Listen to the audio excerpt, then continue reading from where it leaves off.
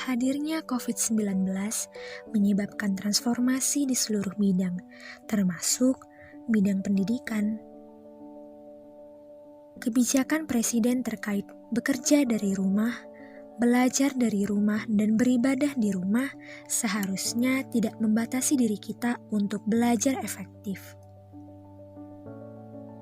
Tujuan dasar pendidikan sendiri yaitu melakukan pengembangan diri sehingga memiliki kapasitas dan kapabilitas diri, pembentukan kompetensi agar mampu tampil dengan skill, sikap, dan pengetahuan kerja yang sesuai dengan tuntutan kebutuhan dunia kerja, mempertemukan kebutuhan setiap individu dengan pemenuhan dirinya, dan mengembangkan potensi diri. Pembelajaran berkembang dari proses menyerap pengetahuan ke proses aktualisasi diri. Kita jadi semakin menghargai diri sendiri sebagai insan luhur dan unggul, serta fokus belajar sebaik mungkin secara mandiri dari berbagai sumber. Kecerdasan belajar perlu ditumbuhkan sebagai proses pengembangan kemampuan berpikir kritis, kreatif, berkomunikasi, dan berkolaborasi.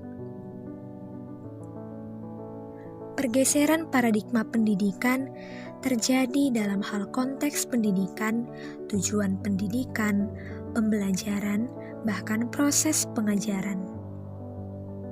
Pendekatan pembelajaran yang paling efektif adalah work-related learning, yakni pembelajaran yang selalu dikaitkan dengan pekerjaan atau learning by doing. Level pendekatan pembelajaran diawali dari level yang paling dasar, yaitu pedagogi atau engagement. Level yang kedua adalah andragogi atau cultivation, dan yang ketiga adalah heutagogi atau realization. Semakin tinggi levelnya, semakin bertambahlah kematangan dan kemandirian peserta didik, tetapi kebutuhan kontrol guru dan struktur pembelajaran semakin menurun.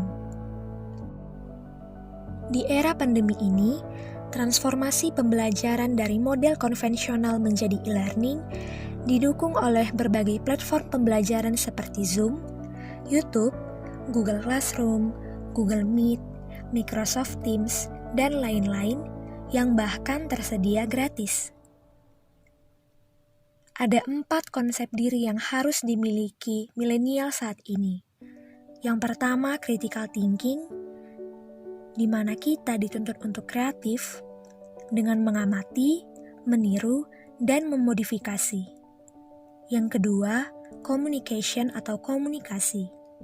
Yang ketiga, kreatif, dan yang keempat, collaboration. Penguasaan kompetensi membutuhkan strategi yang tepat. Strategi pembelajaran yang efektif membutuhkan landasan filosofi, teori, asumsi, kebijakan yang jelas dan cocok dengan nilai-nilai sosial, budaya, dan ekonomi masyarakat. Kembangkan pengetahuan dan skill kamu agar kamu mampu memaksimalkan fleksibilitas dan daya adaptasinya terhadap perubahan-perubahan karakteristik pekerjaan yang akan datang, termasuk aspek-aspek kehidupan lainnya yang semakin kompleks. Jadi, sudah belajar apa hari ini?